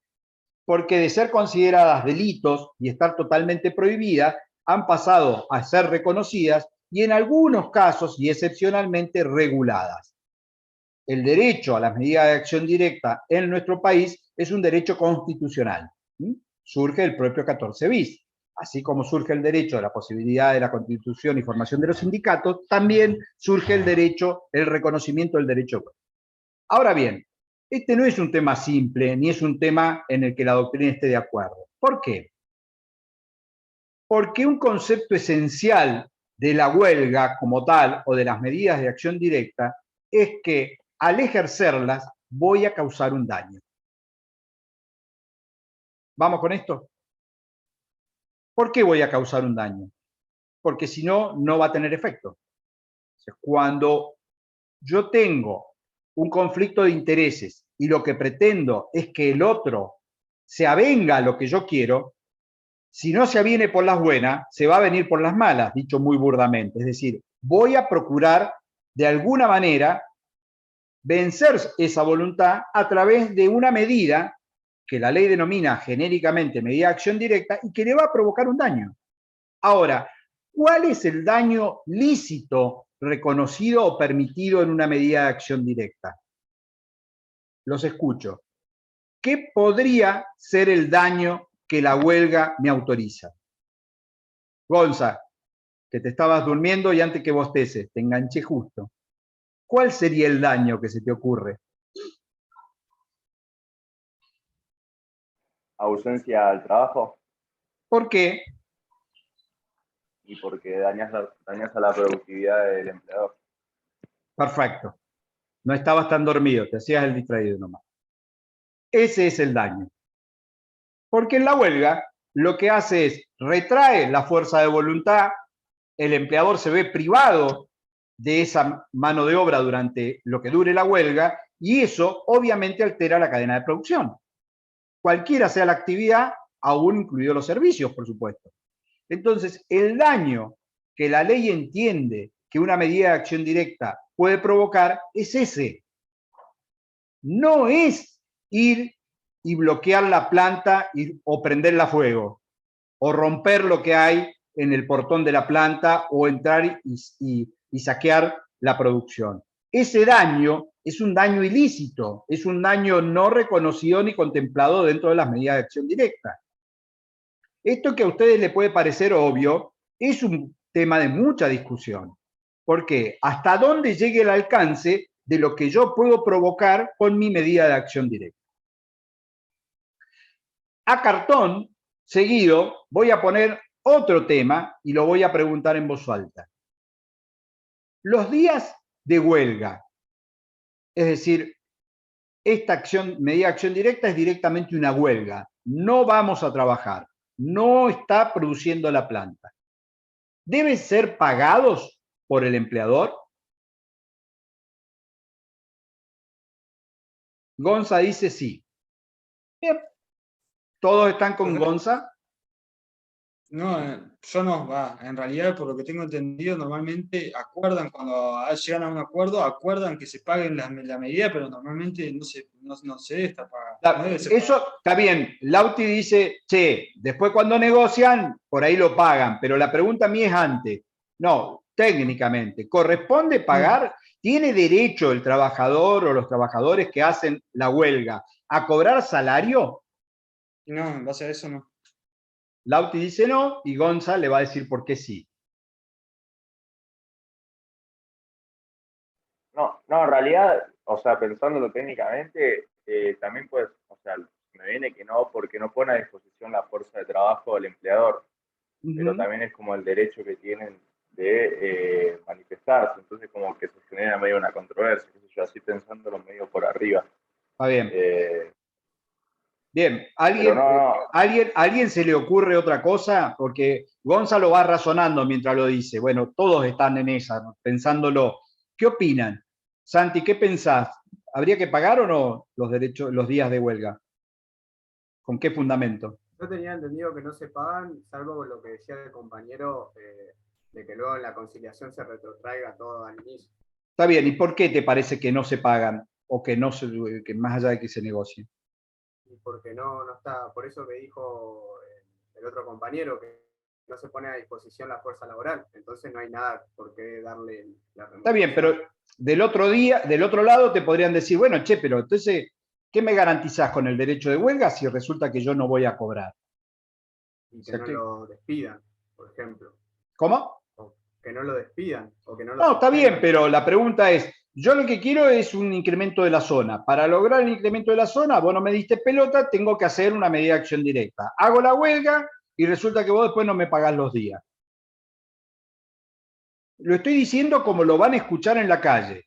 ¿Por qué? Porque hay muchos que tienen instalado el concepto que es, como es un derecho, debe ser pagado. Y eso no es así. Porque lo que la ley garantiza es que yo pueda expresarme y ejercer y que no sea una causal de despido o de sanción ejercer un derecho constitucional como es el derecho de huelga. Ahora, la ley no dice que sea el empleador el que deba solventar la huelga. Porque con ese criterio, si yo empleador voy a tener que pagar los días, la huelga podría ser eterna, porque si no vas a ir a trabajar y lo mismo vas a estar cobrando, bueno, entonces, ¿cuál sería la consecuencia? Y esto es algo muy discutido según dónde ustedes se orienten o se paren. ¿Por qué? Porque puede el sindicato decir, no, bueno, pero lo mismo tiene que ser pagada porque el empleador incumplió con sus deberes y nos obligó a tomar esta medida. Y acá voy a volver sobre el conflicto de intereses y sobre el conflicto de derechos. Porque van a encontrar algunos que digan, no, hay casos donde los días de huelga se deben pagar y otros no. Eso está mal. Los días de huelga, si la huelga es por un conflicto de intereses y como tal es un conflicto colectivo, no genera derecho a salario, lo tiene dicho la Corte. No ahora, desde hace años.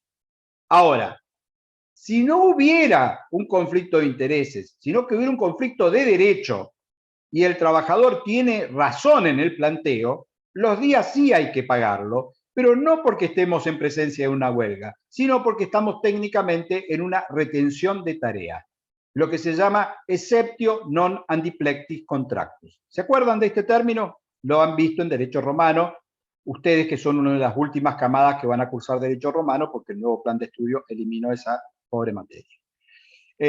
Con todo el respeto para los colegas que estaban en la materia. yo, o sea, no lo dije socarronamente, digo, a mí me gustó mucho derecho romano y recuerdo algunas cosas sin hablar para nada latín. La exceptio non andiplecti contractum la estudiamos en aquel momento, que es la excepción de incumplimiento. Hasta tanto vos no cumplas, yo no voy a cumplir. Entonces, lo pongo en un ejemplo.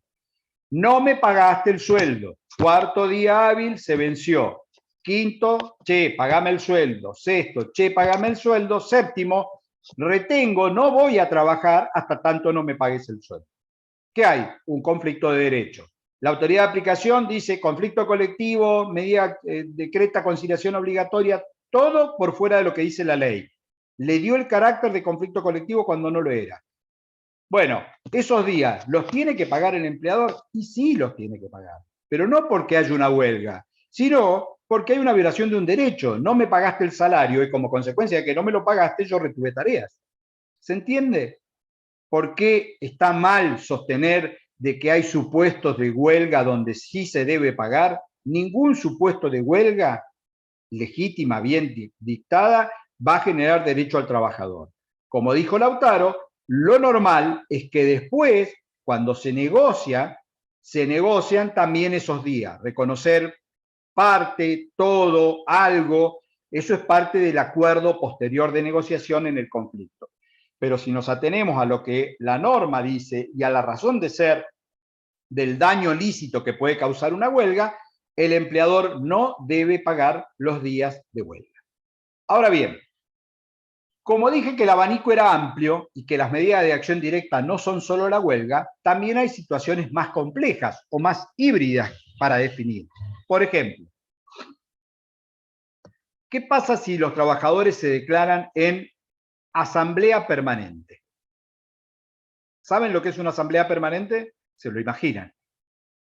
Van al trabajo, ingresan, fichan, ponen el dedo, ahora, y en vez de ir a trabajar, se juntan todos y están en asamblea, discutiendo y deliberando sobre esta situación de conflicto. Che, queremos que nos paguen el 20% de zona, qué planteo vamos a hacer, qué increíble. Bueno, eso es una asamblea permanente. Fíjense qué característica tiene. Fui al lugar de trabajo, marqué el ingreso, es decir, estoy supuestamente poniendo a disposición la fuerza laboral, pero no estoy trabajando, porque estoy ejerciendo un derecho que es deliberar. Hay jurisprudencia que entiende que la asamblea permanente, cuando se prolonga en todo el día o en los días, es una medida de acción directa que no genera derecho a salario, pero es una forma híbrida, porque lo que pretende es, de alguna manera, encubrir una huelga yendo a trabajar, pero para poder generar salario.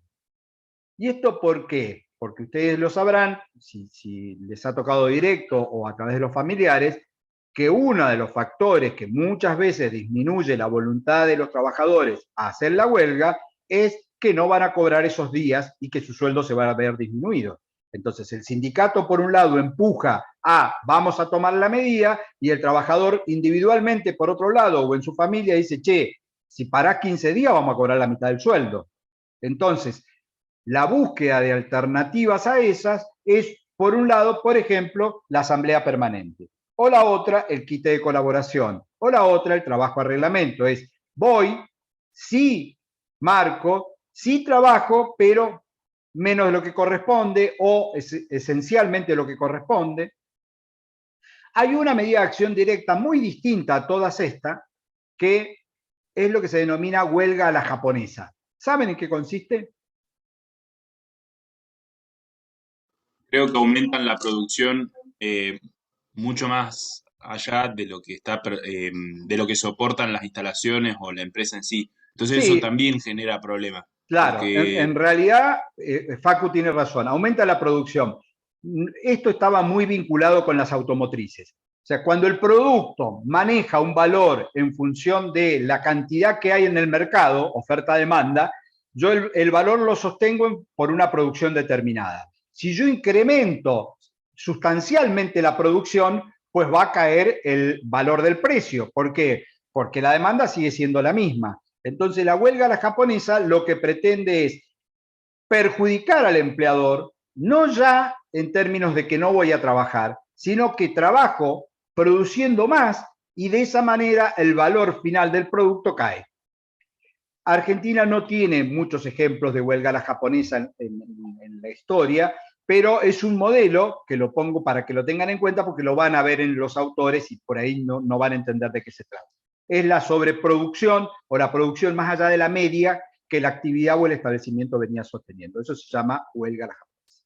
Bien, entonces, quiero redondear este concepto. Ya vimos qué hacemos frente a un conflicto colectivo y vimos dentro del conflicto colectivo algo muy particular, que es la posibilidad de que una de las partes, básicamente los trabajadores, básicamente los sindicatos, la asociación sindical, resuelva tomar medidas de acción directa. Y acá viene otra pregunta.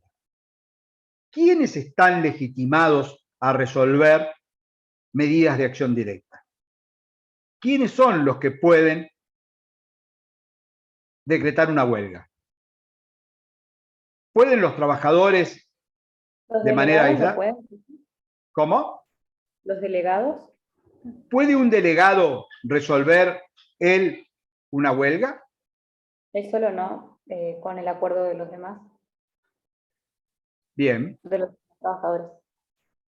Bien. ¿Qué opina el resto? ¿Podemos los trabajadores solos, sin que intervenga el delegado, resolver una huelga?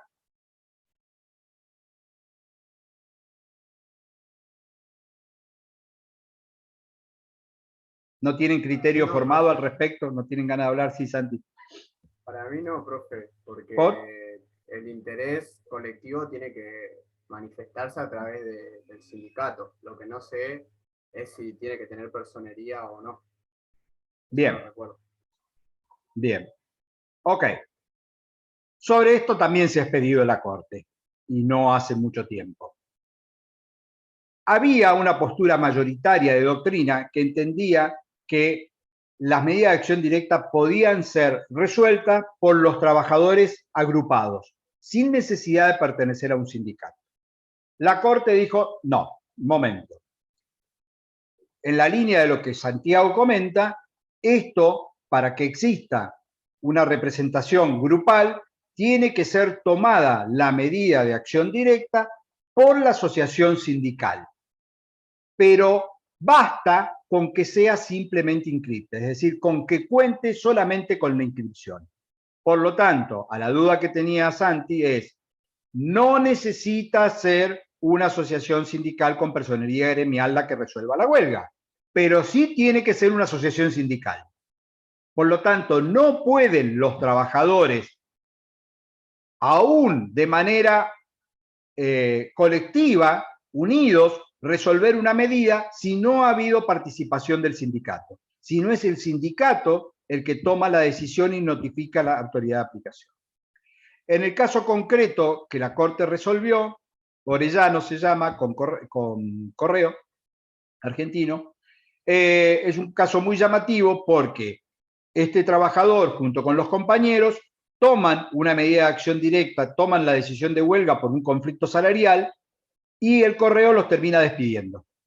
El actor imputa de que hay un despido discriminatorio en función de que él había ejercido el derecho sindical de huelga y la Corte, no pronunciándose como había hecho ya en Álvarez con Cencosud respecto de la aplicación de la ley de antidiscriminación, sino entrando al análisis de quién está legitimado, dice, usted no estaba legitimado para tomar una huelga. Por lo tanto, está bien el despido que le comunicaron.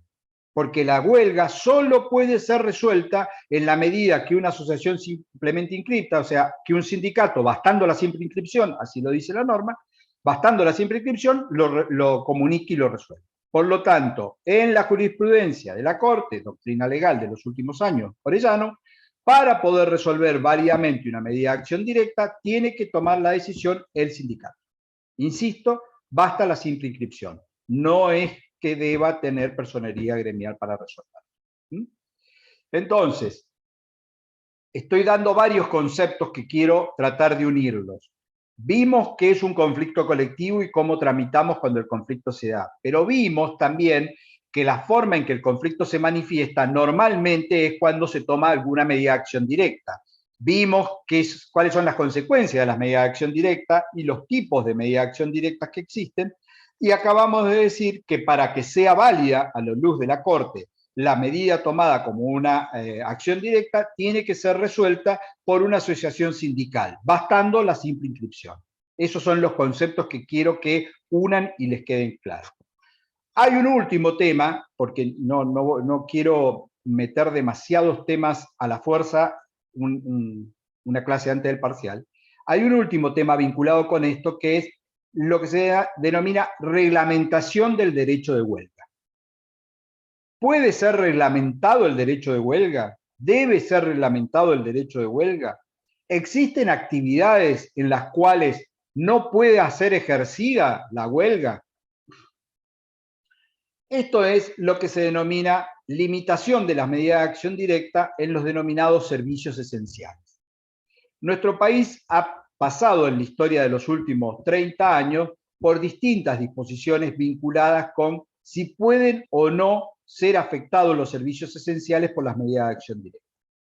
En realidad, esto está regulado, pero en la práctica nunca se ha aplicado, no se ha terminado ni de conformar la comisión que debe resolver qué son considerados servicios esenciales y cuáles son las guardias mínimas que deben llevarse adelante.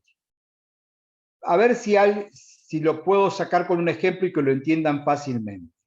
Si somos empleados de un hospital público, ¿tenemos el mismo derecho a hacer huelga y podemos ejercerlo sin ningún tipo de límite que si somos empleados de un comercio? ¿Da lo mismo que los empleados de Isla paren el corralón, y Isla, digo porque lo veníamos nombrando, cualquier comercio lo paren, una confitería, a que el hospital no atienda a nadie?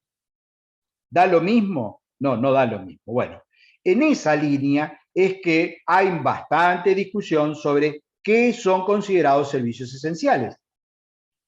Para la legislación argentina, que en ese sentido es amplia, abierta, la determinación de qué servicios son considerados esenciales y cuál es el límite de las guardias mínimas está derivado a una comisión que debe constituirse y que en la práctica nunca se ha constituido.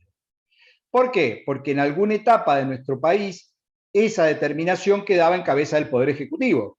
Y el Poder Ejecutivo era quien determinaba el listado de los servicios esenciales y las guardias mínimas. Por supuesto que frente a eso, los sindicatos estatales pusieron el grito en el cielo, porque el Poder Ejecutivo, en el caso de los empleados públicos, es el empleador, por así decirlo. Así que es el propio empleador el que determinaba qué servicios son considerados esenciales y cuáles son las guardias mínimas. Por lo que era una gran contradicción permitir de que el Poder Ejecutivo reglamentara el ejercicio del derecho de huelga para sus propios trabajadores, para los empleados públicos. Eso se modificó y se creó a través de una comisión integrada con representación tanto de las cámaras empresariales como de los sindicatos como del Poder Ejecutivo. En la práctica, por eso lo estoy dando muy por arriba, en la práctica no se ha expedido, la comisión no funciona y no hay reglamentación específica en nuestro país de cuáles son considerados servicios esenciales, mejor dicho, de cuáles son las guardias mínimas en los considerados servicios esenciales.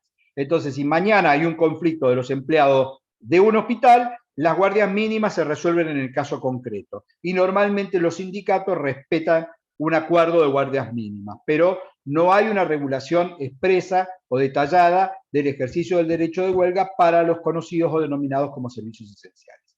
Y para que tengan una idea, no es considerado, por ejemplo, un servicio esencial, aunque para la mayoría de nosotros sí lo puede hacer, la educación. Y esto es uno de los temas que cuando empiezan, estamos en plena pandemia, pero cuando hemos tenido ciclos anteriores al 2019, cuando empiece el año electivo, recordarán ustedes las medidas de acción directa, las huelgas de los sindicatos, que no comienzan las clases, que los maestros, bueno, ¿por qué no hay una afectación?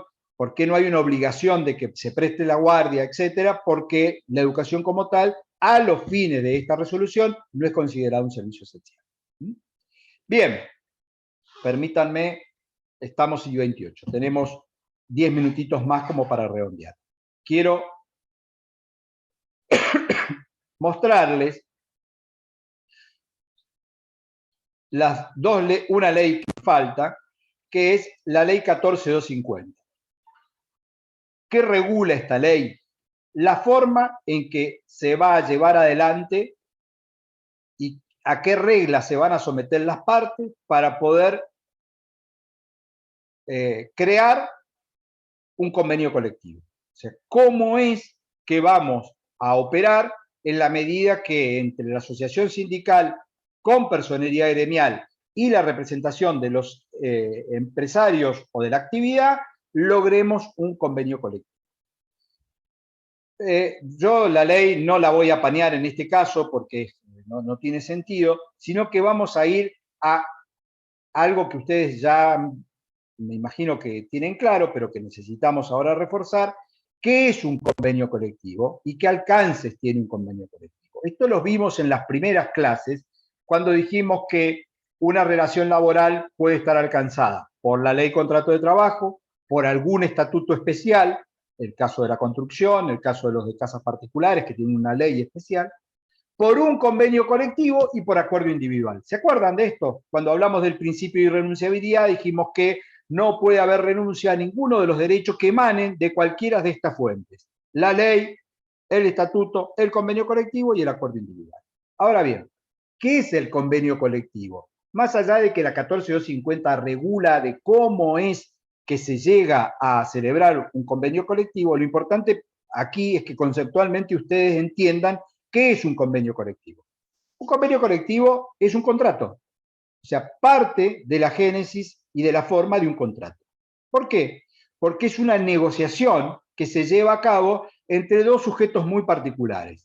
¿Y quiénes son esos sujetos? No es un trabajador junto con su empleador, porque si fuera individual estaríamos hablando de un contrato individual de trabajo, sino que estamos hablando de la asociación sindical, es decir, la representación de los trabajadores junto con la representación de los empresarios. Va de vuelta, para que exista un convenio colectivo, los sujetos que deben participar es la asociación sindical con personería gremial, aquí sí, reafirmado por la Corte, la asociación sindical con personería gremial y la agrupación o asociación de los empresarios. Llámese cámaras de empresarios, federaciones de empresarios, según la actividad. Entonces, primera diferencia, si yo, trabajador, convengo con mi empleador algo, eso es un contrato individual de trabajo, que es otra fuente, pero es un contrato individual. Ahora, si yo no voy solo, sino que viene el sindicato con personería gremial y se sienta con los representantes empresariales de esa actividad, estamos en presencia de una negociación colectiva.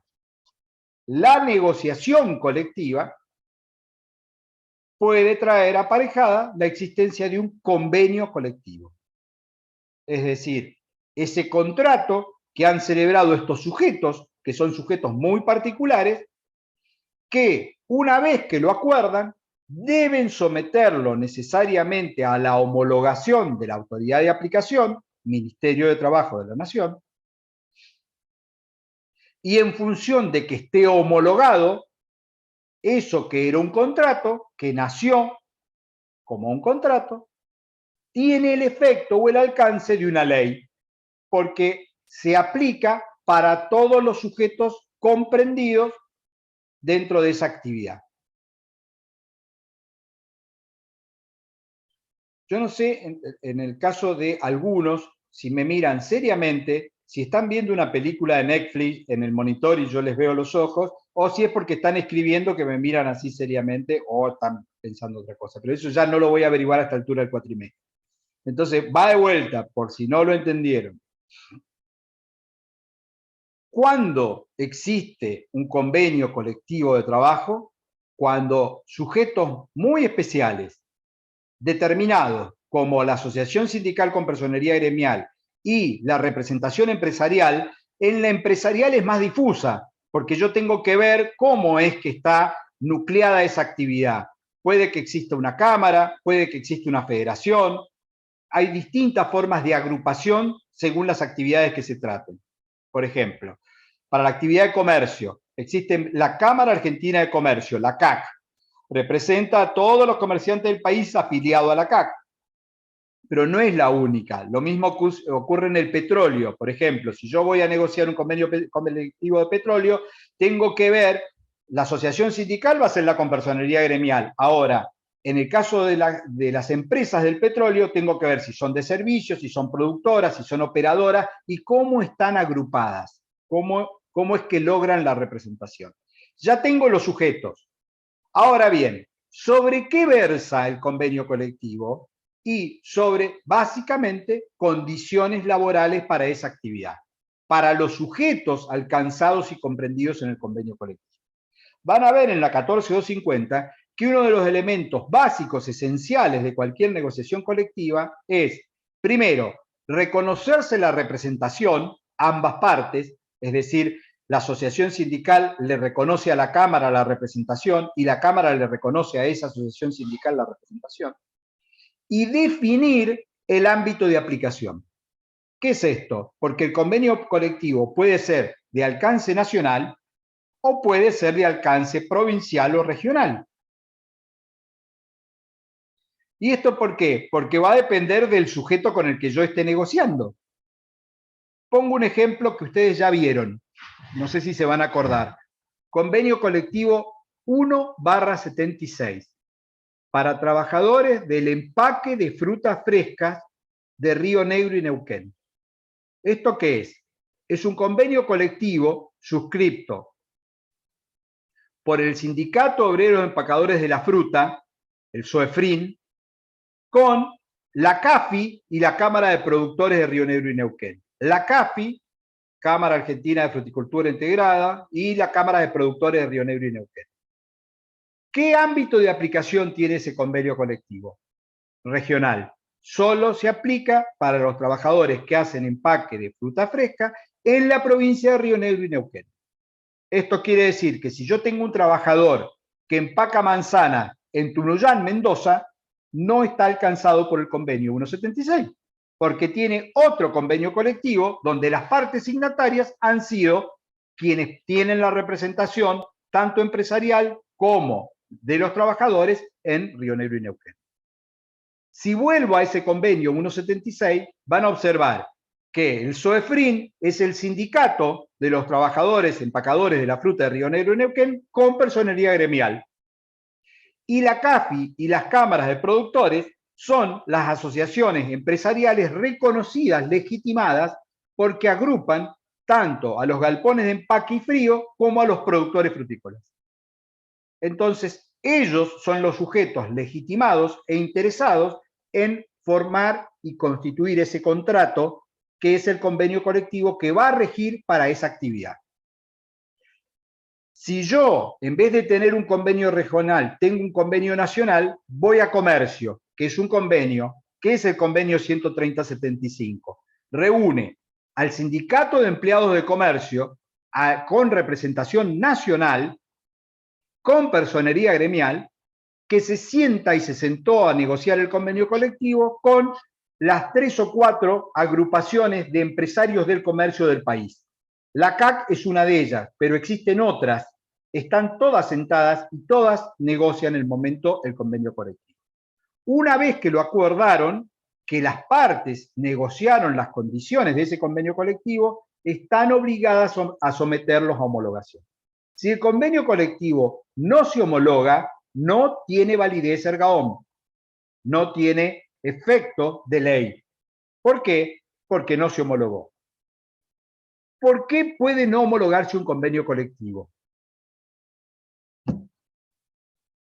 3 minutos o 5 y cortamos, así que última energía. ¿Por qué? Sí, Pame. Puede ser porque la autoridad vea que hay como alguna diferencia o algún perjuicio para alguna de las partes, entonces por eso decide no homologarlo. Podría ser. ¿A alguien se le ocurre algo más? Lo dije hace un rato al pasar. Debe ejercer la autoridad de aplicación un doble control. El control de legalidad y el control de oportunidad. doble control. ¿Y esto qué es? Legalidad debe observar que el convenio colectivo no viole ninguna disposición legal.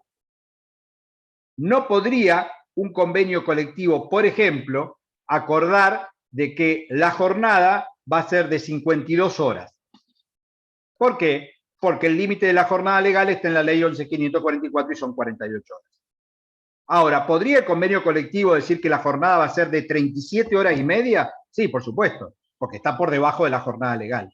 Entonces, el control de legalidad lo ejerce la autoridad de aplicación. Y también el de oportunidad, que este es más complejo. ¿Por qué? Porque en ese control de oportunidad, el Poder Ejecutivo, a través del Ministerio de Trabajo, lo que debe observar es que este acuerdo no vaya a tener un impacto negativo, por ejemplo, en la economía nacional, o no vaya a afectar de alguna manera a la actividad a nivel nacional. Entonces, la oportunidad como tal la tiene también la autoridad de aplicación. Esto lo van a ver más claro porque se hace lo mismo con las paritarias salariales. Permítanme un minuto más explicar qué son las paritarias salariales y de dónde devengan. ¿Saben ustedes qué es el órgano paritario? El órgano paritario se compone con representantes de la asociación sindical con personería gremial y de las cámaras empresariales. La propia ley dice que la función de los paritarios es interpretar eventualmente el convenio colectivo y a su vez reunirse periódicamente para discutir las escalas salariales. A ver si me siguen con esto. Ya tenemos el convenio colectivo, lo hicimos hace años, el convenio 13075, somos empleados de comercio. Listo. ¿Qué es el convenio colectivo? Todas las disposiciones que nos rigen a nuestra actividad, las categorías, las funciones, todo eso está en el convenio 175. Ahora bien, ¿qué pasa con el salario? ¿Podemos mantener el salario del año 75 en un país como el nuestro? Lamentablemente no. Ni siquiera la moneda de curso legal era la misma. Entonces, ¿qué es lo que hay? Existe lo que se llama discusión paritaria salarial. Cuando ustedes han escuchado esa palabrita, que seguro no han escuchado, la paritaria salarial está discutiendo, ¿qué es esto? Se sientan los representantes legitimados en el marco de ese convenio colectivo y discuten el incremento salarial para esa actividad. Por eso es que dijimos que el salario mínimo vital y móvil en nuestro país tiene poca implicancia, porque la mayoría de las actividades están alcanzadas por convenios colectivos y todas las actividades que tienen convenios colectivos tienen paritarias salariales, o sea, se discuten los salarios para ese convenio colectivo. Entonces, ¿por qué traje a cuento esto? Primero, para que conozcan qué es la paritaria y segundo, para que vean cómo se ejerce el control de oportunidad. Si yo pertenezco a la actividad de comercio, como ya ha pasado en este país, voy a poner un ejemplo de comercio, pero ha pasado, por ejemplo, pasó con rurales. Y todas las paritarias de los distintos convenios colectivos vienen obteniendo un acuerdo salarial en el orden del 40, 42, 44%. Uno un punto más, otro un punto menos, pero paritaria anual más o menos por ahí. No estoy poniendo un porcentaje de ficción, estoy poniendo la realidad porque tenemos una inflación del 50%, con lo cual las paritarias van más o menos por ahí y algunas van con ajuste de IPC, es decir, de costo de vida. ¿Qué pasa si viene comercio y acuerda, porque están de acuerdo los paritarios, un incremento del 60%? ¿Puede la autoridad de aplicación no homologar ese acuerdo salarial? Sí, puede no homologar. ¿Por qué? Porque ejerce el control de oportunidad, porque entiende que ese incremento salarial va a impactar en el costo de la actividad comercial, es decir, de los productos, porque el empresario lo va a trasladar porque es el costo de su mano de obra, y eso sigue afectando la espiral inflacionaria.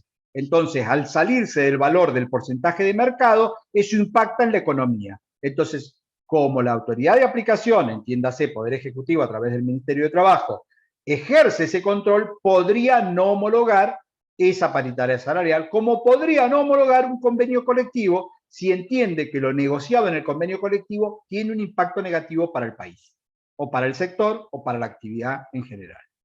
Entonces, vuelvo, y con esto cierro, el control es doble, de legalidad y de oportunidad. El de legalidad es que cumpla con todas las obligaciones y deberes legales de la normativa aplicable, y el de oportunidad es el que no afecte ni vaya a afectar en alguna medida al resto de la economía o al país o a la nación o de aquello que sea.